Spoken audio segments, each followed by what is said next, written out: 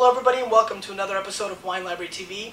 I'm your host Gary Vaynerchuk, and today we have a very special guest, Margo Van Staavern from Chateau St Jean. So obviously most of you know the St Jean for its cinq cépages, as I do. I even remember when I first got into the industry, the 1991 vintage stacked on the floor for like 15 bucks. Obviously California wines have changed price points like the rest of the world, but obviously what we want to do today is kind of show the wines of St Jean. I'm excited.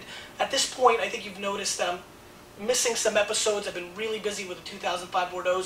That's winding down, and I'm really going to do basically the next 30 to 100 episodes by myself. So I haven't been taking any guests, but when this opportunity came, and she doesn't even know this, I said, we got to do this because this is really a good opportunity, and so thank you for being here. Absolutely.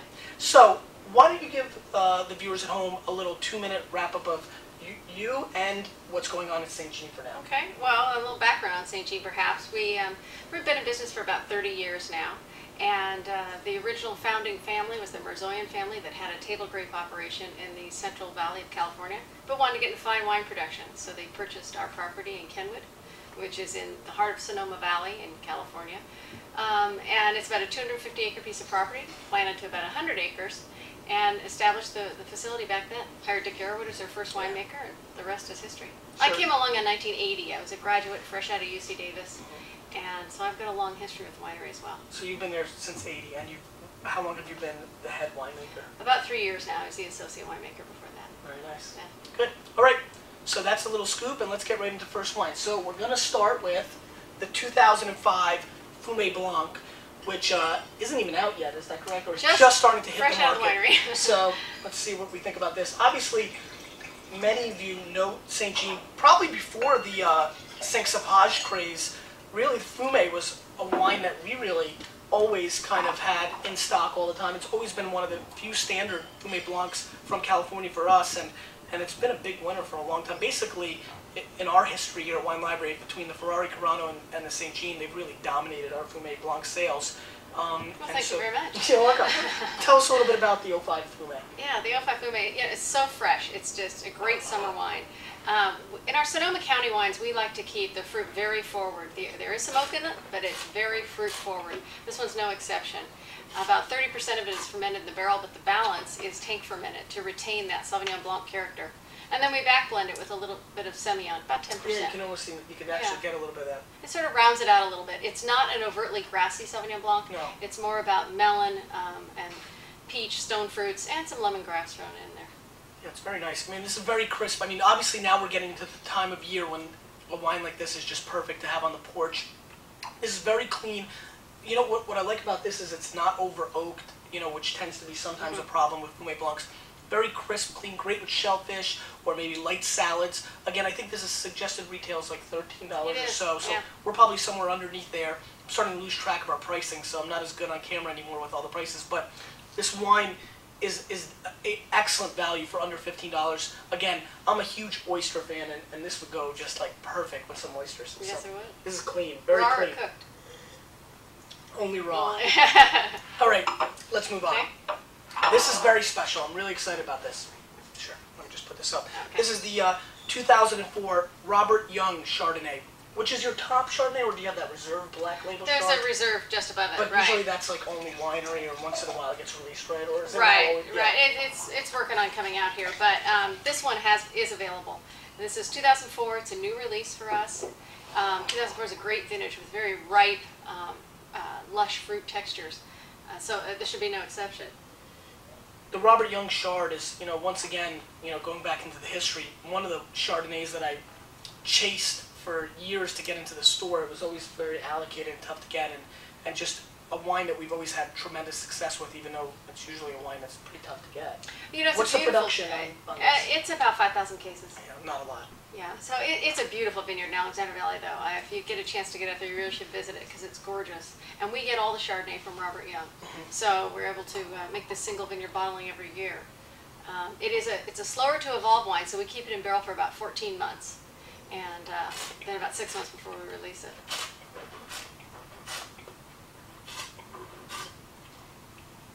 This wine's loaded. It's one of my favorites. I think it's a great food wine because it has a really big body. It has huge acidity as well, but it's blended so nicely with the kind of like that creamy, little bit of oak, obviously. I get a lot of honeysuckle kind of aspects from that. It's a great descriptor for Robert Young. I usually get honeysuckle and lemon oil. Yeah. And certainly the pear from Alexander Valley. But it is a non-malolactic Chardonnay, so its creaminess comes just from the vineyard itself and the oak aging that we give it. That's really nice. Well, thanks. And what's the suggested retail on this? This one's about 25. Again, with California Chardonnays really getting out of whack with pricing, we're seeing a lot of $50 and $40 Chardonnays, and that's really pushing the envelope. This is kind of more in the realm of what they should be, in my opinion. And again, if you compare this to white Burgundy, you're not going to get quality of this nature from white Burgundy for under $50. So, really, value of the world. It's ironic, but California Chardonnay is starting to become one of the values of the world. I mean, pricing is just, especially going through this Bordeaux campaign, it's just amazing what's going on with pricing, and we're starting to look at 2004 and 2005 white Burgundy pre-sales, and you're seeing top-notch Meursaults and Puligny Montrachets, for $70, $80, $90. So it's kind of nice to see things go full circle. And California is starting to become, once again, a value-driven country. Okay? All right. Let's go into this. Yeah. The serious stuff. 2003 California Cabernet, and this is a new series. I've never had the California series. Yeah, it hasn't been out very long, but this... This is the second vintage you were telling me? It is. Okay. It is. And the idea was that we wanted to have a Cabernet Sauvignon that was more of an everyday wine, something you could just pop open on a Wednesday night and really enjoy and not feel like it was a huge commitment financially. Sure.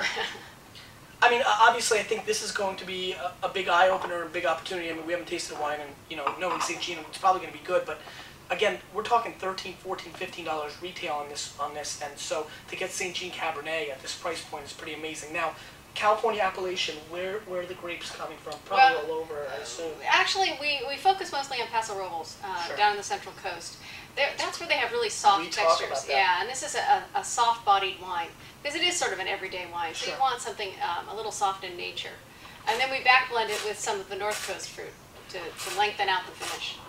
There's even a touch of Petite Syrah in this.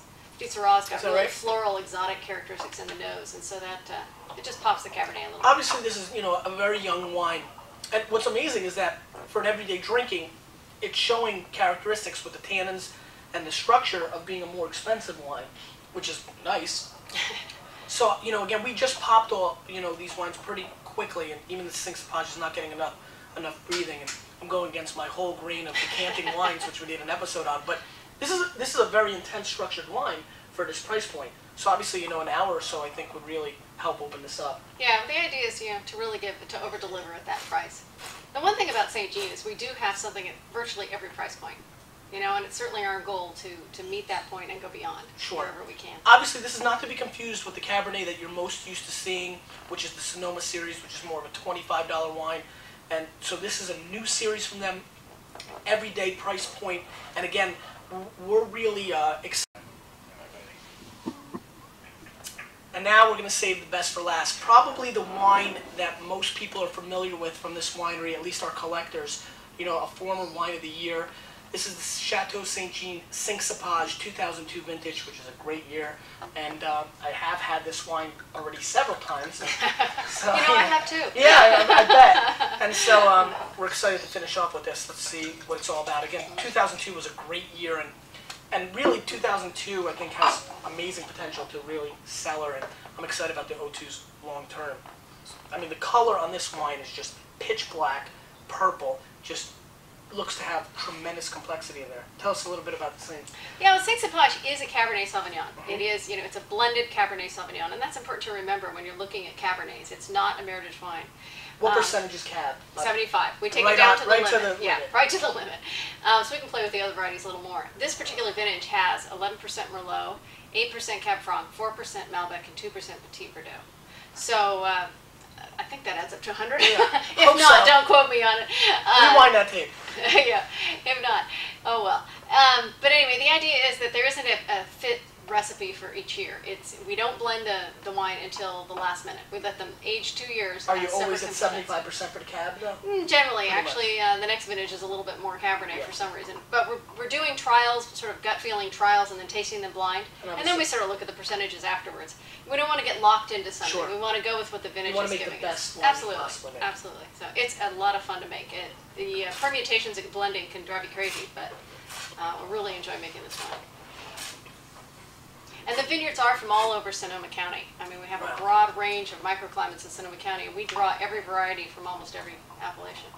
This is a big, big wine. You wouldn't expect anything less from St. Jean. And it's just loaded with tons of fruit. And a bunch of chocolate. Yeah, just a great wine. I mean, St. Jean is just, obviously showing us a whole lot today, and I want to thank you for being here. Absolutely, my And pleasure. we'll see you next time on Wine Library TV.